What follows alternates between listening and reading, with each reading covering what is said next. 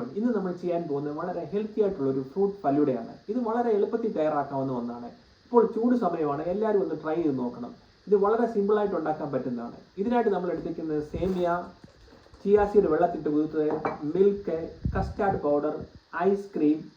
ഇതിനായിട്ട് എടുത്ത് നമ്മുടെ ഫ്രൂട്ട്സ് അനാർ, grapes, banana, strawberry, apple and dry fruits. ഇത് വളരെ എളുപ്പത്തിൽ തയ്യാറാക്കാവുന്നത്. ഇത് എങ്ങനെയാണ് തയ്യാറാക്കുന്നത് നമുക്ക് നോക്കാം. ഇതിനായിട്ട് ഒരു സോസ് പാൻ എടുക്കുക. അതിനുശേഷം ഇച്ചിരി നെയ്യ് അതിനകത്തേക്ക് ഇടുക. അതിനുശേഷം ഇച്ചിരി സേമിയ നമ്മൾ എടുത്ത് വെച്ചിട്ടുണ്ട്, അത് അതിനകത്തേക്ക് ഇടുക.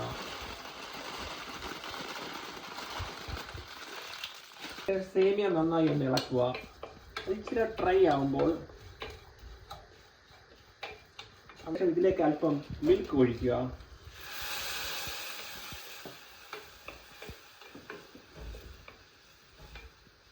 അതിനുശേഷം നമുക്ക് ഒരു 2 സ്പൂണ് കസ്റ്റാർഡ് പൗഡർ ഒന്ന് മിൽക്ക് മിക്സ് ചെയ്യണം. മിൽക്കുമായിട്ട്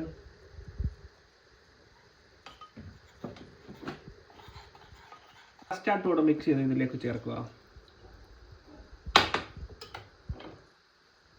ഇതിലേക്ക് ഒരു കുങ്കുമപ്പൂ, അത് ഓപ്ഷനിലാണ്, നിങ്ങളുടെ ഉണ്ടെങ്കിൽ മാത്രം അത് ചേർക്കുക, ഇല്ലെങ്കിലും കുഴപ്പമൊന്നുമില്ല. അതൊരു കളർ കിട്ടാൻ വേണ്ടിയൊക്കെ വളരെ ഉപകാരപ്പെടുന്നു.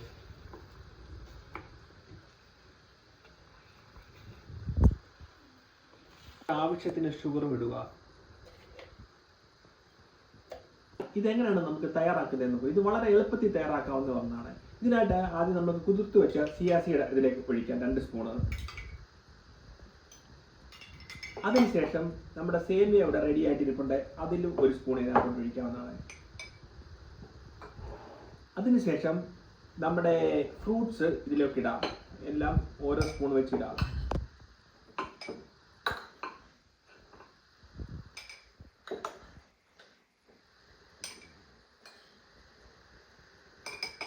അതിനുശേഷം നമുക്ക് ഒരല്പം സേമിയയുടെ ഇതിന്റെ മണ്ടയ്ക്ക് ഇടാവുന്നതാണ്.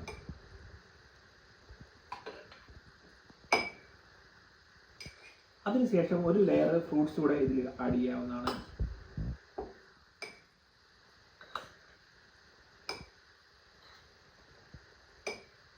അതിനുശേഷം നമുക്ക് ഐസ്ക്രീം, അത് നമുക്ക് ആവശ്യമുണ്ടെങ്കിൽ 1 സ്കൂപ്പ് ഇടാം.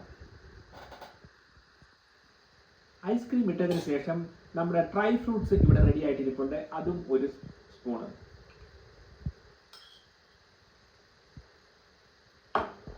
നമ്മുടെ ഫലൂഡ ഇവിടെ റെഡി ആയിട്ടുണ്ട്. ഇത് വളരെ ഹെൽത്തിയാണ്, കുട്ടികൾക്കൊക്കെ വളരെ ഇഷ്ടപ്പെടും. ഇപ്പോൾ ചൂട് സമയത്ത് കുട്ടികൾക്കൊക്കെ വളരെ ഇഷ്ടപ്പെടും. നമ്മുടെ വീട്ടിൽ തന്നെ എളുപ്പത്തിൽ തയ്യാറാക്കാവുന്നതാണ്.